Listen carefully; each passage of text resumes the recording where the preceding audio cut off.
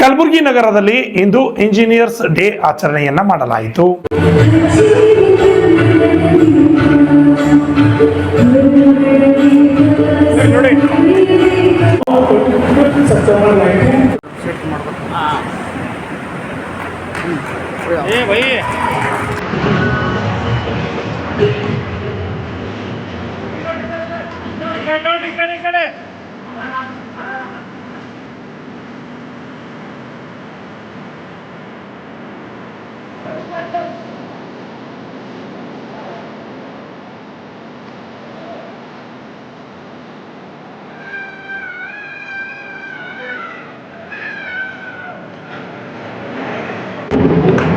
Graduated from West Institute Engineering College of Gulbarga with a degree of civil engineering in first division 1975. He has professional membership of MIT Kolkata, MIRC. Sir, record what is sir? His services to the field of civil engineering are not limited. Mention the field. He has served Karnataka Power Corporation. ಹೌದು ಮತ್ತೆ Upper Krishna Project. Lok Sabha ವಿಶ್ವೇಶ್ವರಯ್ಯನವರ ಜನ್ಮದಿನಾಚರಣೆ ಅಂಗವಾಗಿ ಈ ಒಂದು ಇಂಡಸ್ಟ್ರಿಯನ್ನು ಈ ನಗರದಲ್ಲಿ ಹಮ್ಮಿಕೊಳ್ಳಲಾಗಿದೆ. ಈ ಒಂದು ಇಂಡಸ್ಟ್ರಿಗೆ ಕಾರ್ಯಕ್ರಮವನ್ನು ಆಯೋಜಿಸಿ ವೇದಿಕೆ ಮೇಲೆ ಆಶೀರ್ವಾದಂಥ ಹಿರಿಯರಾದಂಥ ರಿಟೈರ್ಡ್ ಎಜುಕೇಟೆಡ್ ಆದಂಥ ನಾಮಕರವರೇ, ಅದೇ ಇನ್ನೋರ್ವ ಅತಿಥಿಗಳಾದಂಥ ಡಾಕ್ಟರ್ ಮಜಾಜರವರೇ ಮತ್ತು ಇನ್ನೋರ್ವ ಅತಿಥಿಗಳಾದಂಥ ದಸರಥ ಹಿಂದೋಡಿಯವರೇ ಮತ್ತು ಅನಿಲ್ ಕುಮಾರ್ ನಾಗಯ್ಯವರೇ, ಪ್ರವೀಣ್ ಕುಮಾರ್ ಅವರೇ, ಶಿವಕುಮಾರ್ ಖೇಡಿಯವರೇ ಮತ್ತು ನನ್ನ ಸ್ನೇಹಿತರು ಸುಮಾರು 96ರಿಂದ ಆತ್ಮೀಯರಾಗಿದ್ದಂಥ ದೀಪಕ್ ಕೌಲಿಂಗ್ ಅವರೇ ಮತ್ತು ವೇದಿಕೆ ಮೇಲೆ ಆಸೀನರಾದಂಥ ಎಲ್ಲ ಗಣ್ಯಮಾನ್ಯ ವ್ಯಕ್ತಿಗಳೇ ಮತ್ತು ಕುರಿತಂಥ ಎಲ್ಲ ಇಂಜಿನಿಯರ್ಸ್ಗಳೇ, ಸಹೋದರ ಸಹೋದರಿ, ಈ ದಿವಸ ಬಹಳ ಸಂತೋಷದ ವಿಷಯ ಮತ್ತು ಸಂತೋಷದ ದಿನ.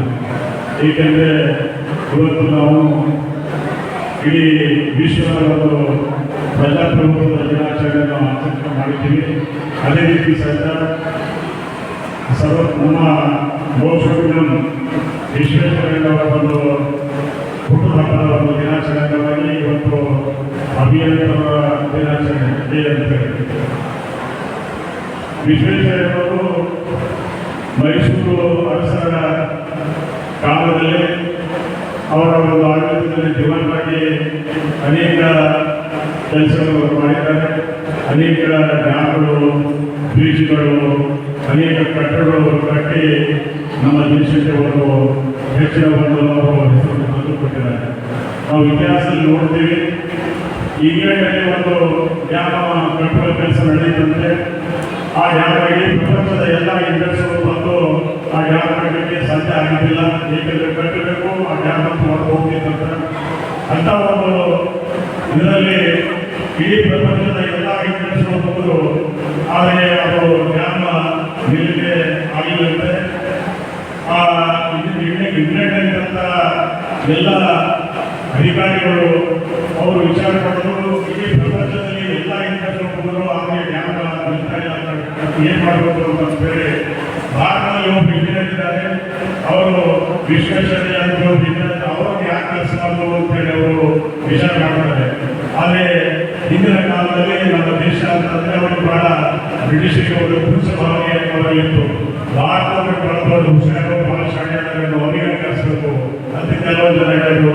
ಆದರೆ ಕೆಲವರಲ್ಲಂತ ಇದ್ದಂಥ ಬುದ್ಧಿವಂತರನ್ನೆಲ್ಲ ಅವರನ್ನು ಕಲಿಸಿಕೊಳ್ಳೋರು ಯಾಕೆ ಕಲಿಸಬಾರ್ದು ಅಂತ ಅವರು ಸಹಿತ ಕಲಿಸಿದ್ರು.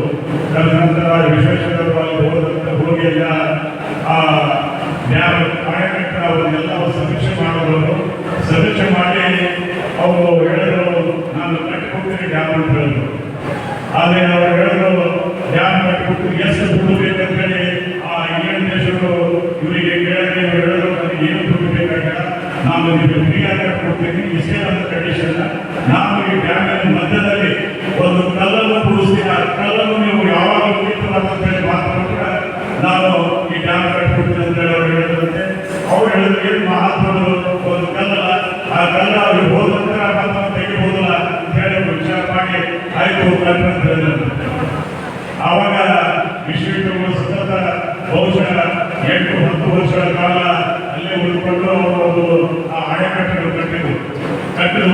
ಮಧ್ಯದಲ್ಲಿ ಅವರು ಒಂದು ಕಲ್ಲನ್ನು ಕೂಡಿಸಿರುತ್ತೆ. ಆ ಕಲ್ಲಿನಲ್ಲಿ ಭಾರತ ಅಂತ ಒಂದು ಹೆಸರು ಬರುತ್ತದೆ, ಇಂಡಿಯಾ ಅಂತ ಹೇಳಿ. ಆ ಭಾರತ ಅಂತ ಬಂದಿದ್ದು ಒಂದು ಕಲ್ಲನ್ನು ಅವರು ಇಷ್ಟು ವ್ಯವಸ್ಥಿತವಾಗಿ ಸೈಂಟಿಫಿಕ್ ಆಗಿ ಕೂಡಿಸಿರುತ್ತೆ. ಆ ಒಂದು ಕಲ್ಲು ತೆಗೆದು ಇಡೀ ಪ್ಲಾನೆಟ್ ಮಾಡಬಹುದು ಅಂತ ಒಂದು ಇಂಜಿನಿಯರಿಂಗ್ ಬುದ್ಧಿ ಅವರಲ್ಲಿರುತ್ತದೆ. ಅದಕ್ಕಾಗಿ ಅವರು ಕಟ್ಟಿ ಬಂದ ನಂತರ ಆ ಇಂಗ್ಲೆಂಡ್ ದೇಶದ ಒಂದು ಪ್ರಪಂಚ ಬುದ್ಧಿ ಅವರಿಗೆ ಬಂದು ನೋಡಬಹುದು ಕಲ್ಲು ತೆಗೆಯಬೇಕು ಅಂತ ಹೇಳಿ ವಿಚಾರ ಮಾಡಿ ಕಲ್ಲು ತೆಗೆಯಕ್ಕೆ ಸಾಧ್ಯ ಇರುತ್ತೆ ತಿಳ್ಕೊಂಡು ಆ ಆಣೆಕಟ್ಟು ಇವತ್ತಿನ ದೇಶ ಆ ದೇಶದಲ್ಲಿ ಅಂತ ಹೇಳಿ ಇತಿಹಾಸದಲ್ಲಿ ಓದಿದ್ದೀವಿ. ಅದೇ ರೀತಿ ನಮ್ಮ ಯೂನಿವರ್ಸಿಟೀಸ್ ಅಂತ ಅನೇಕ ಒಂದು ಅಭಿವೃದ್ಧಿ ಕೆಲಸಗಳನ್ನು ಮಾಡ್ತಾ ಇದ್ದಾರೆ. ನಾನು ಅವರಲ್ಲಿ ಒಂದು ಮನವಿ ಅಂತಂದ್ರೆ ನಮ್ಮ ಇಂಜಿನಿಯರ್ಸ್ ಸುಮಾರು ಹಳೆಯ ಪದ್ಧತಿಯನ್ನು ಕೈಬಿಟ್ಟು, ಏಕೆ ನಾವು ನಗರದಲ್ಲಿ ನೋಡುತ್ತಿದ್ದೀವಿ ಸುಮಾರು 28-30 ವರ್ಷದಿಂದ ಅದೇ ಟ್ರೈನು, ಅದೇ ರೋಡು, ಅದೇ ಹಳೆ ಸಿಸ್ಟಮು. ಆ ಸಿಸ್ಟಮ್ಗಳು ಸ್ವಲ್ಪ ಚೇಂಜ್ ಆಗಬೇಕು. ಚೇಂಜ್ ಆದರೆ ಒಂದು ಸೈಂಟಿಫಿಕ್ ಆಗಿ ವೈಜ್ಞಾನಿಕವಾಗಿ ಒಂದು ಚರಂಡಿಗಳ ಕೆಲಸ ಆಗಬೇಕು, ವೈಜ್ಞಾನಿಕವಾಗಿ ರಸ್ತೆಗಳ ಕೆಲಸ ಆಗಬೇಕು. ಏಕೆಂದರೆ ನಮ್ಮ ಒಂದು ಸಹಕಾರ ಬಹಳ ಅವಶ್ಯಕತೆ ನಾನು ಅನಿಸಿದೆ. ಏಕೆಂದರೆ ಕೇವಲ ಪಾಲಿಕೆಯಾಗಿ ಬೇರೆ ಬೇರೆ ಇಲಾಖೆಯವರಲ್ಲಿ ಅವರು ಕೆಲಸ ಅಲ್ಲಿ ಇದ್ದಂಥ ಇಂಡಸ್ಟ್ರಿಯಲ್ ಕೆಲಸ ಮಾಡ್ತಾರೆ.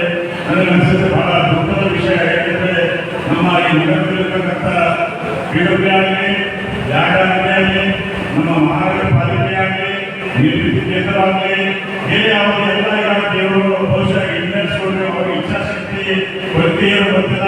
ಆದರೆ ನಮ್ಮಲ್ಲಿ ಅತಿ ಹೆಚ್ಚಿನ ಕಟ್ಟಡದ ಕಾಮಗಾರಿಗಳು ಗೊತ್ತಿದೆ ನಗರದಲ್ಲಿ.